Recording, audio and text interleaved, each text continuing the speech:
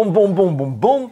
Moi drodzy, pity, waty, sraty i city to tylko 4 przykłady podatków, ale ich znacznie więcej, więc będę dzisiaj chciał z Łukaszem porozmawiać o podatkach, ale nie tylko o tym, no bo dzisiaj rynek kryptowalutowy żyje tym wielkim wydarzeniem, którego wszyscy byliśmy świadkami, czyli aktualizacja Szanghaj. Tak. I będziemy chcieli powiedzieć, dlaczego Kanga, czy w jaki sposób Kanga zapisała się również w tej historii. I na koniec, a może w trakcie tej dyskusji będziemy chcieli porozmawiać o naszym umiłowanym królewskim tokenie King, bez jednej litery, czyli tokenie KNG, no bo mamy tutaj dużo ciekawych, inspirujących wiadomości. Ale Łukasz, pierwsze pytanie do Ciebie, czy Ty płacisz podatki? No, każdy z nas płaci podatki. No idę do sklepu, kupuję cokolwiek, to płacę podatek. Nie? To nie ma opcji, żebym nie zapłacił VAT-u, żebym nie zapłacił podatku dochodowego, jak jestem zatrudniony, jak mam odsetki jakiekolwiek, aż mi przez gardło to nie chce przejść, to musimy płacić przecież te podatki. Czy jak realizujemy jakieś zyski w krypto, to też te podatki trzeba płacić, niestety. No, a dlaczego mówisz, że niestety, tak ideowo? No bo przecież i Ty, i ja, i wszyscy, którzy nas oglądają, korzystamy z usług państwa. Gdyby nie państwo, to nie moglibyśmy funkcjonować. W większości wypadków bardzo chętnie chciałbym, żeby państwo mi po prostu nie przeszkadzało, bo mam takie poczucie, że państwo bardziej mi przeszkadza niż cokolwiek daje, czy mam coś ekstra. Oczywiście daje też, tak? Mamy wojsko, mamy policję, mamy sądy. Tak. Możemy teraz dyskutować, czy one są dobre, czy złe, ale przyjmijmy na razie, że to jest coś, co działa, ale mówię o takich zwykłych, codziennych sprawach, jak nie wiem, wydawanie pozwolenia na remont domu, chociażby tutaj w Twoje podwórko uderzę, no to państwo po prostu przeszkadza, a nie pomaga. A podatki, ja jestem za podatkami sprawiedliwymi i równymi, a nie z podatkami progresywnymi. Procentowy podatek już jest niesprawiedliwy, progresywny, procentowy jest złodziejski w mojej ocenie. To weźmy na tapet, weźmy najpierw podatek dochodowy. W Polsce mamy PIT i CIT. Dlaczego uważasz, że ten podatek jest niesprawiedliwy? A może uważasz, że jest sprawiedliwy? Ja uważam, że jest niesprawiedliwy z bardzo prostego powodu. Uważam, że nie należy karać ludzi za to, że pracują. Tak. To jest, jeżeli ja pracuję, to ja muszę zapłacić podatek. Gdybym nie pracował, to nie muszę płacić podatku. Czyli jestem karany grzywną za to, że pracuję. No, ten stary argument, jeżeli uważamy, że akcyza na alkohol ma zniechęcić do tego, żeby ludzie mniej pili, no to podatek dochodowy jest właśnie tym samym, czym akcyza na alkohol, czyli zniechęceniem ludzi do pracowania i do bogacenia się, bo tak naprawdę tutaj wychodzi ta zależność, że my mamy skalę progresywną, nie dość, że procentową, która jest niesprawiedliwa, to jeszcze progresywną, bo no ja rozumiem, że wiele osób, które głosuje za partią Razem, przepraszam za wątki polityczne, ale tutaj nie mogę, to oni uważają, że procenty, że jak jest wartość procentowa, to każdy płaci tyle samo. Jeszcze raz, warto wrócić do szkoły i nauczyć się procentów. 19% ze 100 zł to jest zupełnie inna kwota niż 19% z 1000 zł. Więc to nie jest tak, że każdy płaci tyle samo. No właśnie, to znaczy też podpisuję się pod tym manifestem. Tam, gdzie płacę podatek od swojego dochodu, to oznacza, że jestem po prostu karany. No i jakbyś odpowiedział, Łukasz, na ten argument czy wątek, że jeżeli ktoś zarabia dużo, no to musi się dzielić z tym, który akurat zarabia mniej. No dlaczego? Bo, pytam się, jak Ty byś odpowiedział, bo to jest argument, który jest w tej chwili podnoszony przez socjalistów, że jeżeli Ty zarabiasz dużo, to oznacza, że miałeś w życiu po prostu łatwiej. Mało tego, w Polsce, tylko zresztą w Polsce, chyba w większości państw, które mienią się demokratycznymi, mamy tą progresję. To znaczy, że jeżeli przekroczę jakiś próg, to już nie płacę 19%, tylko płacę tych procent, nie wiem, 30 czy 40, 50. No właśnie, ale jeszcze jeden element, Łukasz, a propos podatków dochodowych. Oto okazuje się, że tam, gdzie podatki dochodowe są największe, państwa skandynawskie, tam podobno żyje się najszczęśliwiej. I to też jest bardzo silny argument. Tak, tylko nie mówi się o tym, że Skandynawia jest jednym z najbardziej, czy skandynawskie kraje prowadzą najbardziej rabunkową politykę w stosunku do naszej planety, czyli wszelkie kopalnie odkrywkowe, które są na terenie Szwecji, Norwegii czy Finlandii, to są tak rabunkowe kopalnie, że nasz Bełchatów to się po prostu chowa. Przypomnę, że Szwecja jest jednym z głównych dostawców metali ziem rzadkich i w Europie. I to jest, no, oni z tego żyją, a to, czy Szwedzi płacą podatki, no... Duńczycy chyba płacą właśnie gdzieś tam w skrajnym wypadku połowę oddają swojego... Chyba nawet więcej. Tak. To są... Ja mogę powiedzieć tak, takie podatki są. Szwedzi uknuli taki mit, że wszyscy płacą w Szwecji podatki i są szczęśliwi, bo państwo im zapewnia wielką ochronę. Moje kontakty prywatne ze Szwedami, których znam, nie potwierdzają tej opinii. Dobra. Mamy podatki dochodowe, to jest jeden rodzaj podatków. Trochę powiedzieliśmy o tej akcyzie. Wiemy o tym, że akcyza tak naprawdę jest... Ta argumentacja, wydaje mi się, że ona już nawet nie jest przez polityków poruszana, czyli że akcyza chroni nas przed tym, żebyśmy nie pili za dużo alkoholu, albo akcyza chroni nas przed tym, żebyśmy nie spalali zbyt dużej ilości paliwa, co jest wielkim problemem przy gazie LPG. No nie, no bo gaz LPG do niedawna, to się chyba zmieniło, tak? No już nie jest zieloną energią. Tak, no właśnie. No ale akcyza tak naprawdę jest dodatkowym podatkiem od dóbr, niektórzy mówią luksusowych, jest sposobem, żeby wziąć pieniądze. No ale ty jesteś fanem podatku pogłównego. Tak. Możesz wyjaśnić, o co chodzi? Podatek pogłówny zakłada, że każdy, kto ma głowę, płaci. Czyli płacimy od głów. Ile mamy głów? Jeżeli mamy jedną głowę, to płacimy jedną porcję podatku i tyle. Stała kwota. Stała kwota. Oczywiście można wprowadzić jakieś rozróżnienia, można wprowadzić moment, w którym od którego roku pobiera się ten podatek, do którego roku pobiera się ten podatek. Uważam, że to jest najlepsza forma zachęty do tego, żeby pracować, a nie bumelować. Okej. Bo nie ma znaczenia, czy pracujesz, czy nie pracujesz, podatek musisz zapłacić. Jasne. Natomiast ja myślę sobie, że ten podatek jest niesprawiedliwy. I teraz Ci tłumaczę dlaczego. Dlatego, że uważam, że niektórzy korzystają bardziej z usług państwa, a niektórzy korzystają mniej z usług państwa. No nie? I teraz powiem Ci, jakiego fanem ja jestem podatku. Ja jestem fanem podatku VAT. I sam jestem zaskoczony, że to mówię, bo kiedyś mi się to wydawało strasznie... najbardziej korupcjogenny podatek. Zasada przy podatku VAT musi być taka, że ustawa powinna się zmieścić na jednej stronie A4. Żadnych zwolnień, wszędzie dokładnie ta sama stawka. To musi być... może uproszczony VAT, czyli podatek, który obowiązuje w Stanach Zjednoczonych. Czyli to jest podatek, który jest płacony w momencie, gdy kupujesz coś. Tak, no właśnie. I on nie jest zwracany. Bo w VAT-ie jest idea tego zwracania. Tak, no zawartości coraz dodanej, tak? Dodanej, tak. A tutaj chodzi o to, że prosty, jeżeli firma kupuje coś, to płaci podatek od wartości sprzedawanych towarów, to jeszcze zmienny w zależności od tego, gdzie to jest kupowane, nie? I to, z tym, że te podatki są stosunkowo niskie, bo w Stanach ten podatek wynosi chyba od 3%. I to on jest zależny od chyba stanu, do 8%. Do 8%. I pamiętam, jak kiedyś byłem w Kalifornii, robiłem zakupy i byłem zaskoczony, że w kasie płaciłem więcej, bo oni podają kwoty netto. Oczywiście. Żebyś wiedział, że państwo Ci zabiera podatek. W Kalifornii jest jeden z największych. Nie jestem pewny, ale w ilu stanach, ale w kilku stanach wynosi on 0. Powiem Ci, dlaczego uważam, że VAT jest sprawiedliwym podatkiem, pomijając oczywiście korupcję, hedonizm urzędniczy i tak dalej. Dlatego, że jeżeli ja korzystam z państwa dużo, to znaczy, że w tym państwie wydaję.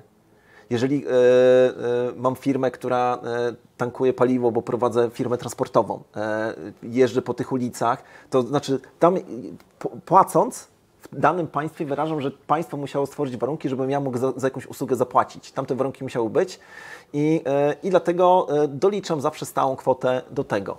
I w tym momencie ten zarzut, że jeżeli ktoś korzysta z usług państwa mniej, to po prostu mniej wydaje.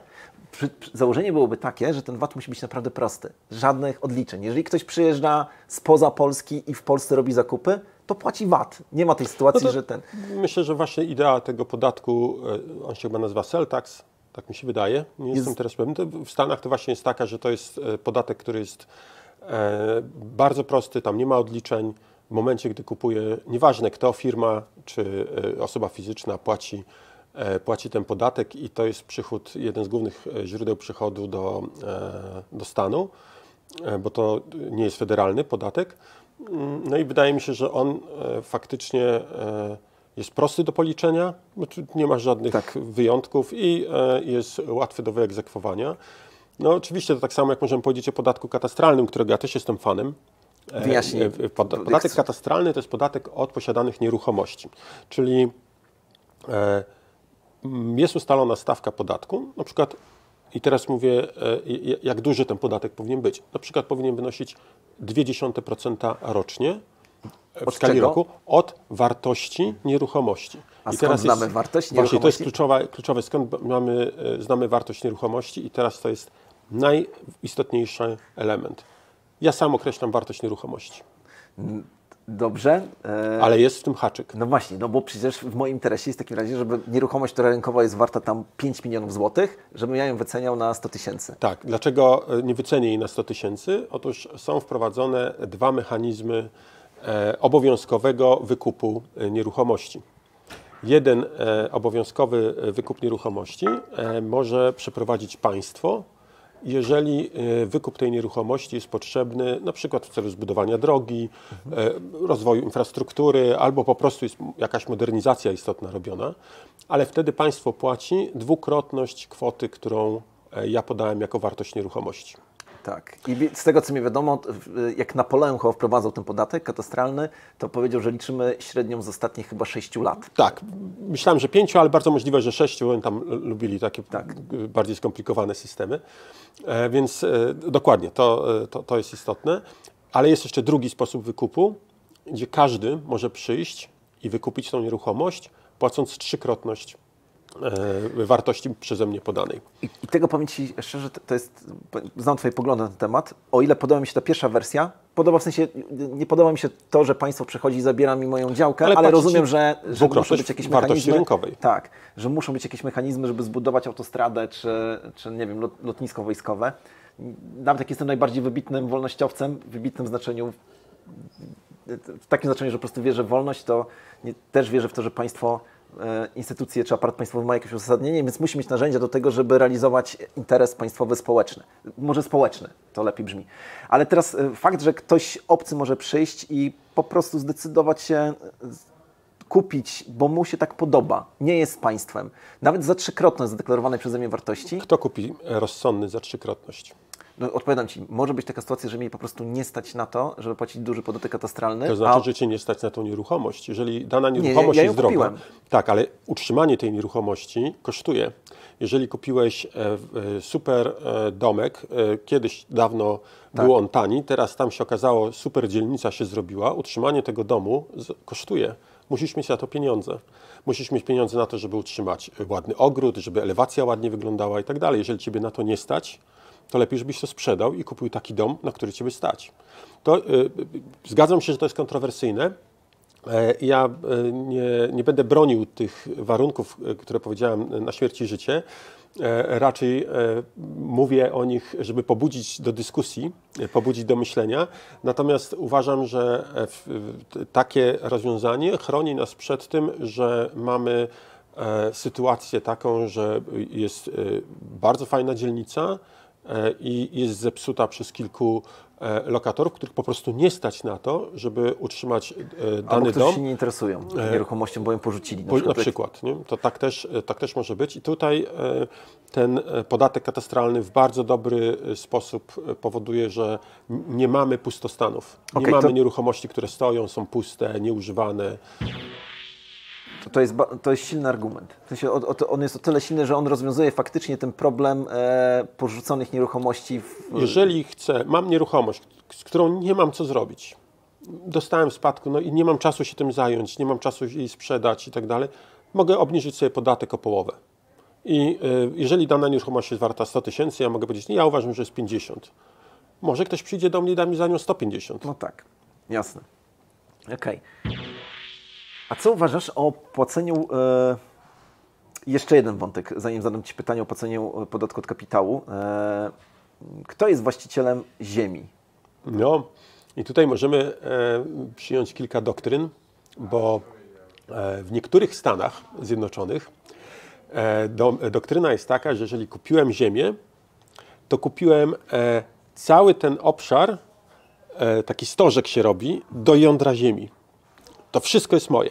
To wszystko. Czyli nawet jak znajdę tam węgiel, kamienne czy ropę naftową, to jest twój. Tak. To jest twój.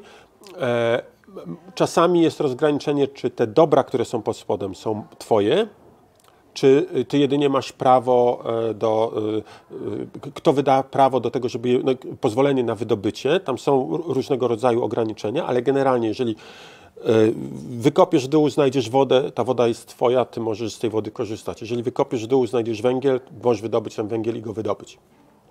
Druga doktryna, która też obowiązuje w Stanach, w niektórych Stanach, jest taka, że twoje jest tylko ten fragment ziemi plus pewien obszar pod ziemią, ale ograniczony. I to jest po to, żeby właśnie jeżeli znajduje się ropa, albo węgiel, albo woda, żeby to mogło być osobno sprzedawane. Czyli jeżeli jest ropa na twojej działce, to firma górnicza wykupuje złoże roponośne, ale w dalszym ciągu masz szansę zarobić, bo najczęściej jest tak, że oni chcą postawić tą taką słynną pompę, którą widzimy w wielu firmach w Stanach Zjednoczonych i oni stawiają na twojej ziemi i muszą tobie płacić czynsz. I to jest bardzo powszechne. Ludzie posiadający ziemię w Stanach bardzo często mają pasywny dochód z tego, że jest ta pompa. Kilka takich pomp może zapewnić naprawdę dobry przychód. Nie pamiętam, jakie to są stawki, ale to nie są tysiące dolarów od pompy, a wydaje mi się, że to jest około kilkuset dolarów od jednej pompy może dostać miesięcznie, więc całkiem dobry przychód, szczególnie jeżeli to jest gdzieś daleko od twojego domu, masz po prostu ziemię, duże rancho. Zadałem ci to pytanie, ponieważ wśród libertarian jest takie stronnictwo, bardzo drobna frakcja, którzy nazywają się geolibertarianami. I oni twierdzą, że właścicielem ziemi nikt nigdy nie może być, bo ziemia była przed nami. W tym znaczeniu, że o ile libertarianie walczą o to, że jeżeli jesteś właścicielem czegokolwiek, to jesteś po śmierci życie, ale ziemi zawsze na jakichś warunkach, że masz tą ziemię na 100 lat i tak dalej, bo nie może być tak, że ty zdobyłeś coś, czego właścicielem... Na stałe, tak? Na stałe. I to jest... Powiedziałaś, to jest moje. Tak, no właśnie, bo tutaj wchodzi wątek, który poruszymy pewnie w którymś z kolejnych odcinków, bo już nie mamy czasu, ale kto jest właścicielem ziemi na Marsie, Księżyca i tak dalej. I jeszcze jedna rzecz, wczoraj słyszałem o tym wcześniej, ale wczoraj ktoś mi o tym przypomniał, że ktoś kiedyś opodatkował Słońce. I to jest o tyle ważne, że teraz możemy się z tego śmiać, ale jak wchodzi przymus OZE, panele słoneczne za to, że stworzę energię, muszę zapłacić. Tak, że musi zapłacić, żeby korzystać z słońca, a przecież właścicielem słońca nie jest żaden człowiek. No, podatek od deszczu już mamy, podatek, który płacimy, więc kto wie, może będziemy mieli, od powietrza też mamy podatek i płacimy, właśnie. Więc od słońca na pewno wprowadzą, bo nie ma czegoś takiego, czego się nie da opodatkować. Natomiast do tych geolibertarian chcę powiedzieć, że jest jedna ważna rzecz. Otóż Ziemia, spójrzmy tak z perspektywy judeo-chrześcijańskiej. Tak. Jesteśmy w cywilizacji judeo-chrześcijańskiej, możemy tutaj lekko nawiązać. W Biblii mamy napisane, że stworzycielem Ziemi jest Bóg. Tak. I Bóg przekazał tą ziemię Adamowi i Ewie. Mówi, czyńcie sobie ją poddaną. Tak. Czyli można powiedzieć, przekazał prawo własności i oni mają prawo, mogli dysponować tą ziemią zgodnie z własną wolą. I administrować. I administrować, tak. Więc no to tak oczywiście bardzo, bardzo szeroko i filozoficznie. Skoro nawiązałeś do Biblii, tylko przypomnę, że był taki człowiek jak Salomon, podobno najmądrzejszy człowiek na świecie, tak jest o nim napisane i on napisał takie zdanie, że zły książę, który nienawidzi swojego ludu, to ten, który obarcza go wysokimi podatkami. By the way, może któryś z polityków to kiedyś usłyszy. Był taki wolnościowiec, celowo nie wymieniam jego nazwiska, Polak kontrowersyjny, który z natury był przeciwny większości podatków, ale kiedyś czytałem jakiś jego felieton i on napisał, że powinien być podatek od niewykorzystanego kapitału.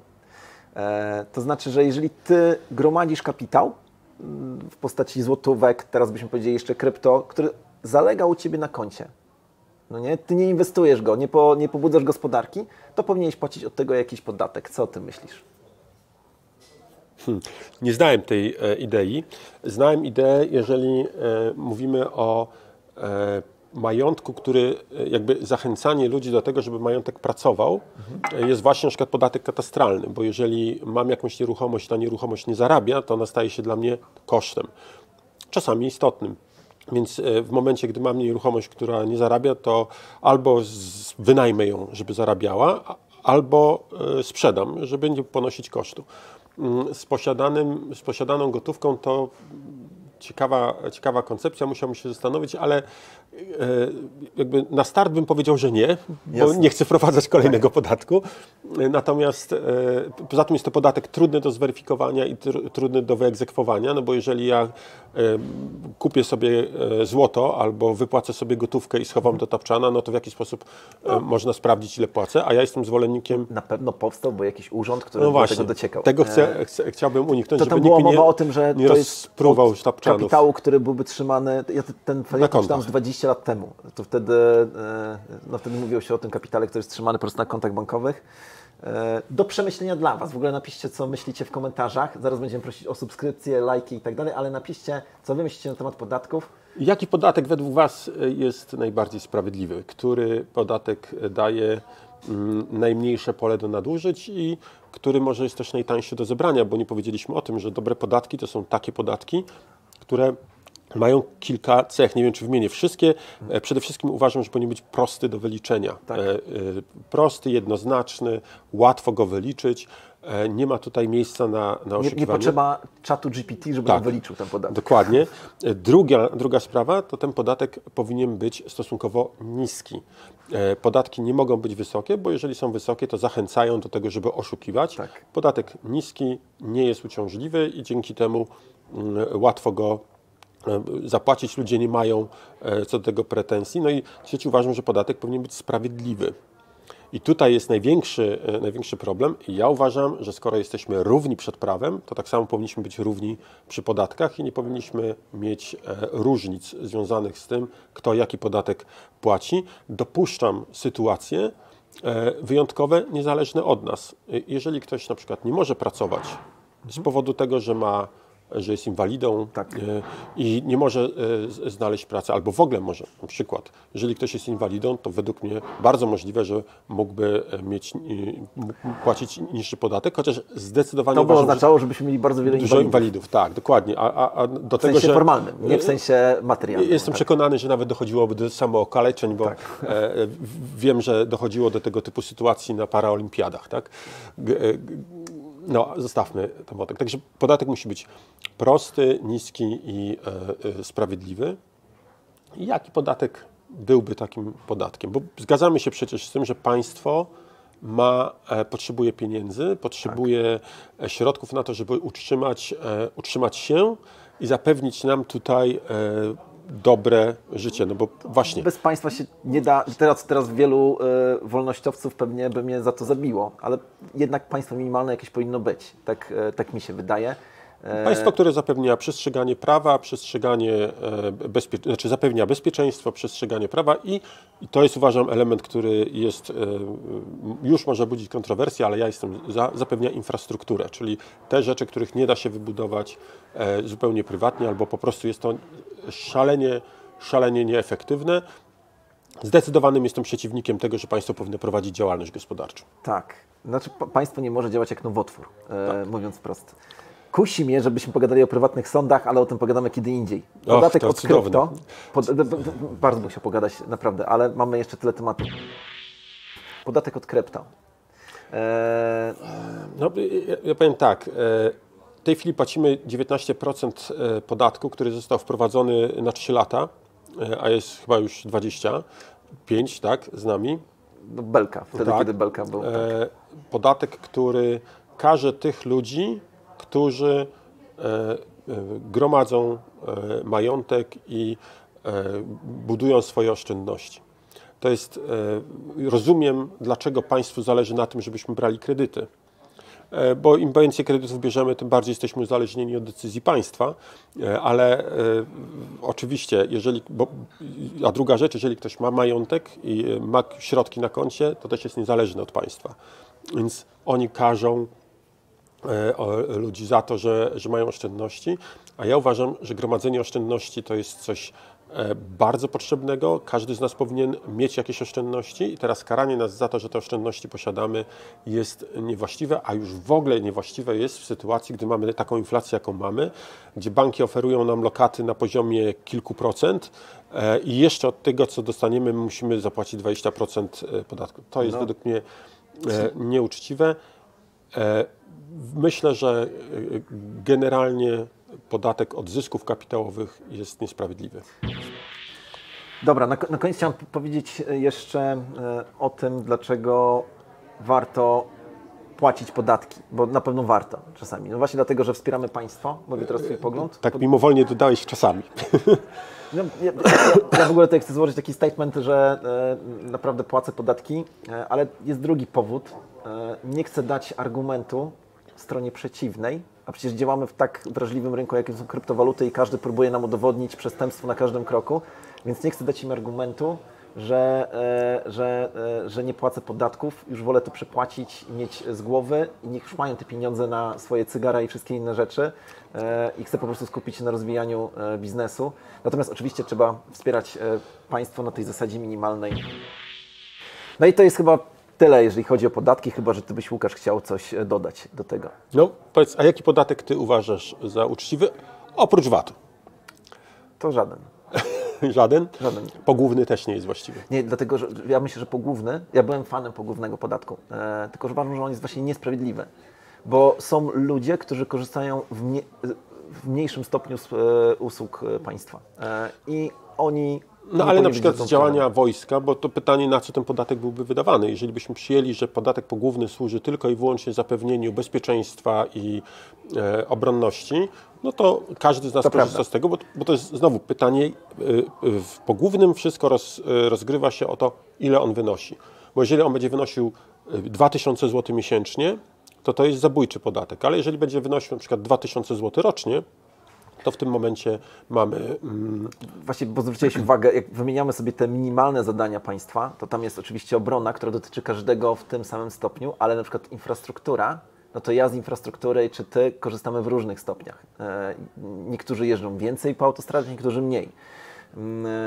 No więc nie rozstrzygniemy tego sporu teraz, ale powiedzmy, że pogłówny i VAT to są te dwa podatki, które bym rozważał. Na pewno uważam, że jest to po prostu przestępstwo, jeżeli musimy płacić podatek dochodowy.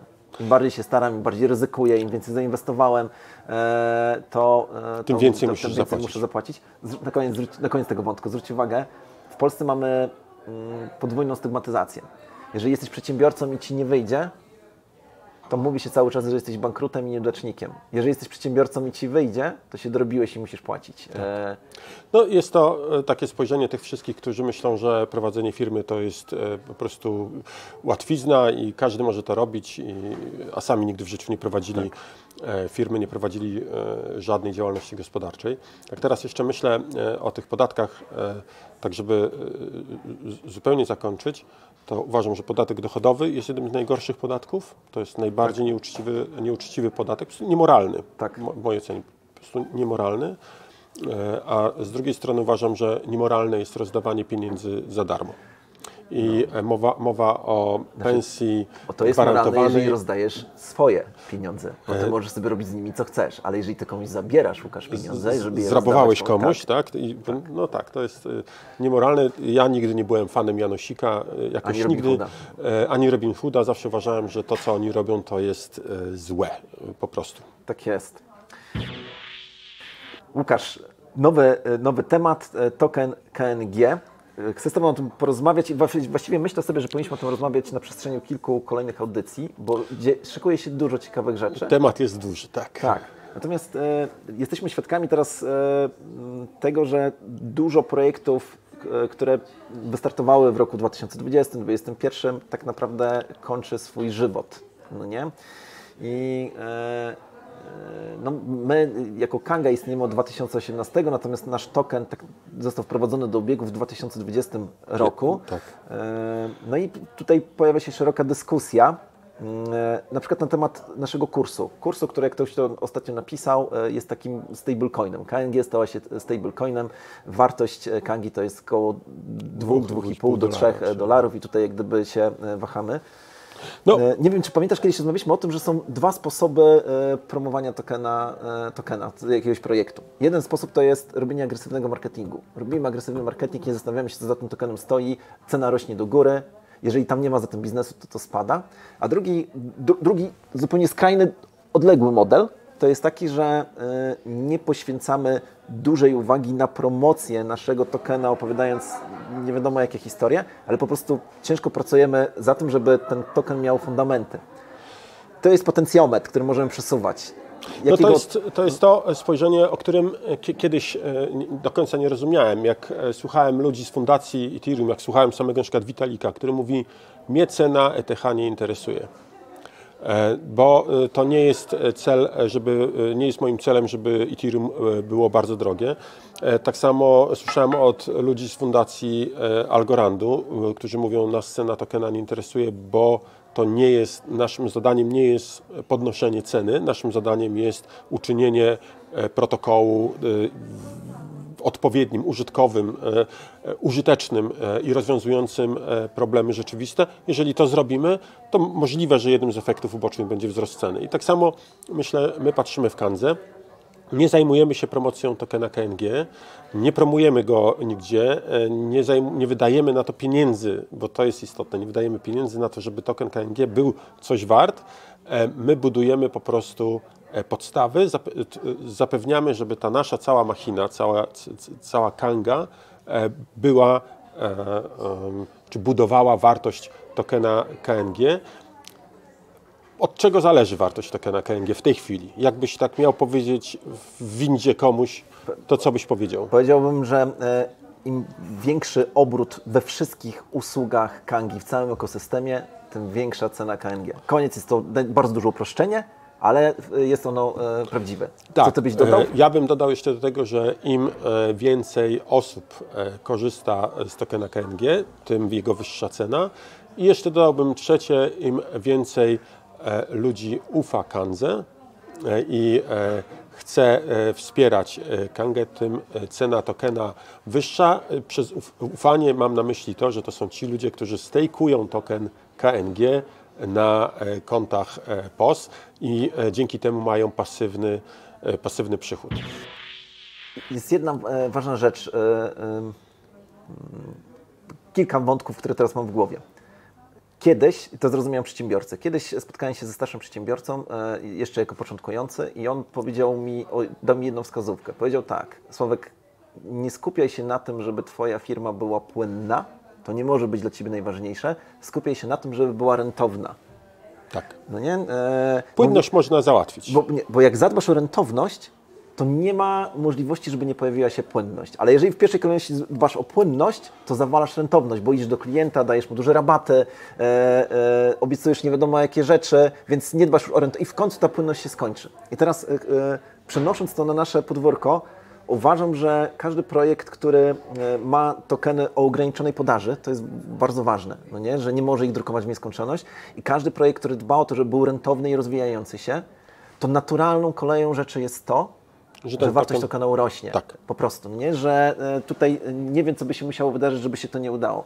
I to jest ta doktryna, w którą my wierzymy. Jesteśmy dumni, to trzeba jasno powiedzieć, dumni z naszego tokena i my, myślę, że to powinno wybrzmieć. To nie jest tak, że nas cena tokena KNG nie interesuje. Oczywiście, że interesuje, no bo jest to jakaś wizytówka, ale nie interesuje nas, jakby nie uzależniamy naszego biznesu od tej ceny, tylko odwrotnie. Czyli nas jako ludzi cena tokena KNG interesuje. Natomiast nas jako osoby, które stoją za firmą i prowadzą firmę, ta cena jest ceną wtórną, choć oczywiście pokazuje, czy dobrze pracujemy, czy źle. Tak. No i jeżeli będziemy wkładać bardzo dużo wysiłku, my i nasza społeczność, to ta cena po prostu urośnie, co wynika z matematyki. Tak. Jeżeli zawalimy biznes, oby nigdy się to nie stało i robimy wszystko, żeby tak nie było i w ogóle nie mamy takich pomysłów, no to ta cena po prostu spadnie. Niemniej jednak myślę sobie, że powinniśmy o tokenie KNG rozmawiać więcej. Ostatnio, jak czytam komentarze, które pojawiają się pod kwadransem z Kangą, to od czasu do czasu się pojawia pytanie o token KNG, więc będziemy przypominać te zasady, a ja chciałbym powiedzieć, że Kanga jednak stosuje jakiś marketing taki, który wykracza poza nasze takie klasyczne spektrum i oto w ciągu najbliższych dniach pojawimy się na liście obok spółek Skarbu Państwa. I to nie będzie żadna lista ostrzeżeń, uwaga, nic takiego, będzie to coś niezwykłego, śledźcie newsy. Wiem, że nie lubicie tego, kiedy Łukasz albo ja mówimy follow the news, ale naprawdę w najbliższą sobotę zamierzamy podpisać bardzo, bardzo ważną umowę, która sprawi, że będziemy bardziej widoczni. I o tokenie KNG i też tokenie Cash na pewno teraz będziemy więcej mówić, tak. bo widzimy, że taka jest potrzeba. Tak, no, pytacie nas o ten token, my chcemy odpowiadać i to jest dobry moment, żeby zachęcić Was do tego, żeby kliknąć dzwoneczek, zasubskrybować, polajkować, może skomentować. Jesteśmy ciekawi Waszych komentarzy, czytamy, może nie wszystkie, ale czytamy komentarze. Ja osobiście czytam. Czasami są ciekawe pytania. Widzę właśnie pytania, na przykład o token KNG, stąd ta nasza rozmowa, ale zasubskrybujcie, polajkujcie. I dzięki temu, że klikniecie w dzwoneczek, to na pewno nie ominie Was żadna ważna informacja, a te informacje w najbliższych dniach, i to takie grube informacje, będą się pojawiały. Może to nie jest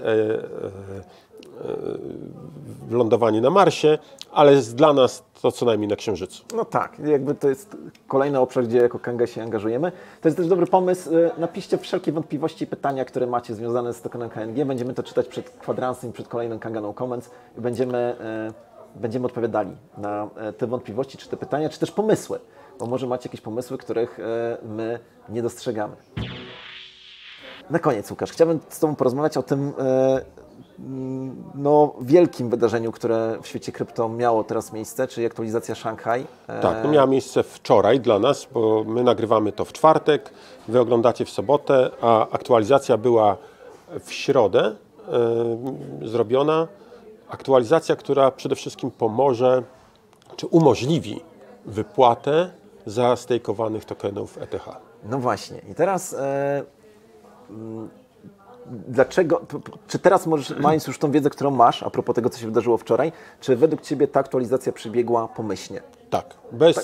Z tego, co wiem, a śledziłem sprawy, nie było żadnego potknięcia.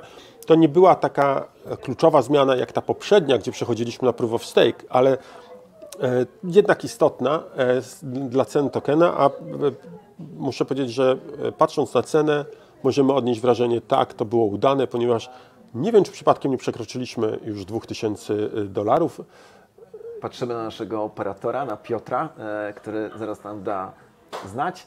A ja chciałem się Ciebie, Łukasz, zapytać, jeszcze nie przekroczyliśmy. Dobra, brakuje $12. $12 brakuje. No czyli mamy, moim zdaniem to jest informacja, poszło wszystko dobrze, rynek teraz idzie, myślę, w jasnym kierunku. No, muszę Ci powiedzieć, jedna uwaga, nie wiem, czy pamiętasz, poprzedni kwadrans z Kangą nagrywaliśmy, gdy Bitcoin cały czas szorował tak w okolicach 27, tak. 28, a daliśmy mu przewrotny tytuł, czy to koniec Bessy.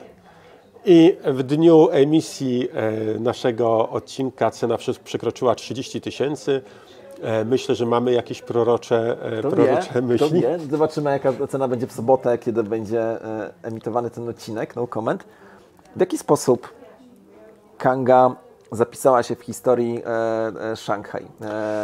Tak. Bo zastosowaliśmy trochę inny mechanizm niż, jeżeli chodzi o wypłatę ze stakingu, niż zrobił to na przykład Binance, tak? Tak. Myśmy podeszli do tematów w taki sposób, że stworzyliśmy token syntetyczny, który nazywa się KETH i to jest token, ten token możemy stakeować i uzyskiwać pasywny dochód w ramach Proof of Stake, tak? Czyli jeżeli wpłacicie na konto stejkujące token KETH, to tak naprawdę Kanga ma swoje konta, które stejkują na sieci Ethereum i z nich ten zysk jest wypłacany, czy te nagrody są przekazywane jako nagrody na POS-ie. Tutaj jest prosty mechanizm. Tak, przypomnijmy jedną rzecz, że jeżeli ktoś był drobnym inwestorem to i nie miał Kangi albo jakiejś innej platformy, to nie mógł w tym stakingu uczestniczyć. Tak? No, 32 chyba ETH trzeba było minimalnie wpłacić, żeby móc zarabiać, no więc to dosyć duża kwota. Tutaj praktycznie możemy od $1 zacząć zarabiać. Oczywiście po prostu musimy kupić token KETH. Na rynku rynek jest KETH do ETH. Każdy może kupić ten token KETH i go wpłacić na POS-a, a jeżeli już nie będzie go potrzebował i stwierdzi, że chce go upłynić, może go na tym rynku sprzedać. Spread jest stosunkowo nieduży. I to jest, w ogóle to jest bardzo ciekawe, że zastosowaliśmy mechanizm rynkowy. To znaczy, jeżeli ja wypłacam swoje Ethereum ze stakingu na Kanzę, to tak naprawdę zamienia to na prawdziwe Ethereum poprzez właśnie rynek, tak? A czy nie ma zagrożenia, że KETH istotnie będzie odbiegać od wartości ETH? Jeżeli będzie odbiegać, no to musiałoby coś wydarzyć. To znaczy, technicznie rzecz biorąc, u nas każde KETH ma pokrycie w ETH, no, tylko ono jest zamrożone na koncie POS-owym. My nie chcemy zmieniać tego konta POS-owego zbyt często, czyli dopłacać albo wypłacać, więc z tego powodu wykreowaliśmy tokeny KETH, wpłaciliśmy na konto POS-owe, na konto stejkujące na sieci Ethereum, wpłaciliśmy ETH w tej ilości, w jakiej mamy KETH, po czym wystawiliśmy KETH na sprzedaż i ludzie mogą kupować te KETH. Z tego co wiem, chyba wszystkie albo prawie wszystkie zostały wyprzedane i osoby, które kupiły te KETH, mogą cieszyć się nagrodami na POS-ie.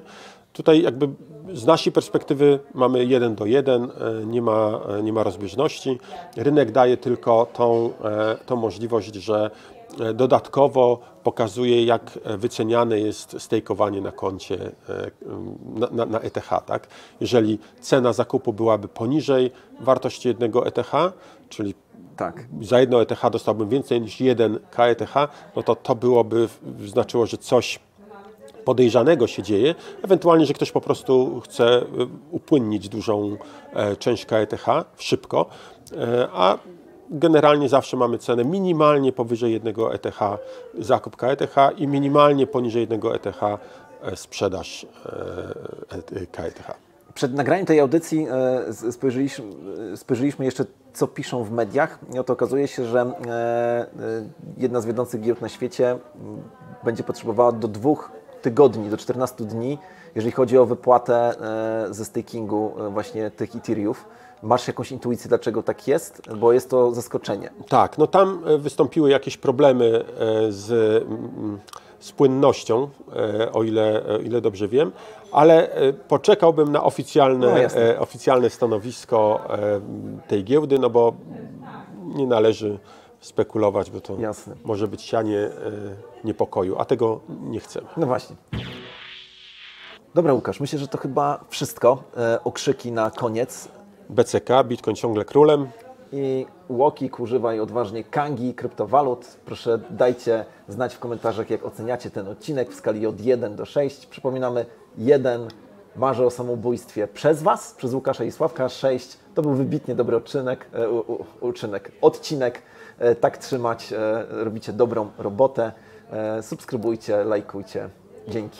I dziękujemy wszystkim za to, że piszecie tak dużo pozytywnych komentarzy. Czytanie ich jest dla nas miodem na serce, tak się mówi, dobrze? Pamiętam? Chyba tak. Ale bardzo poprawia nam humory i daje nam na pewno energię do działania. Jeszcze raz zachęcam do tego, żeby śledzić newsy, bo ten tydzień najbliższy to jest start wielu nowych rzeczy. W maju, mogę powiedzieć, jako Kanga wybieramy się na pewno do Tokio, wybieramy się na pewno do Warszawy. Zachęcamy Was, jeżeli możecie gdzieś tam się pojawić, to przyjdźcie, przywitajcie się z nami, przybijcie piątkę, porozmawiamy. My jesteśmy otwarci, chętni do dyskusji. No i cóż, do zobaczenia. Do zobaczenia. Dzięki. Cześć.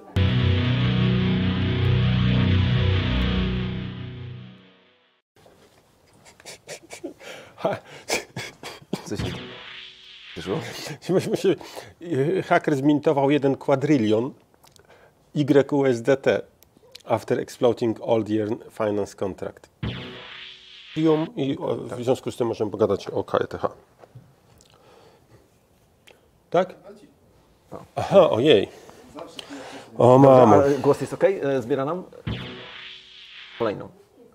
Ale to będzie w sobotę emitowane, więc no dobra, może... no tak, jasne. No tak. będzie ok.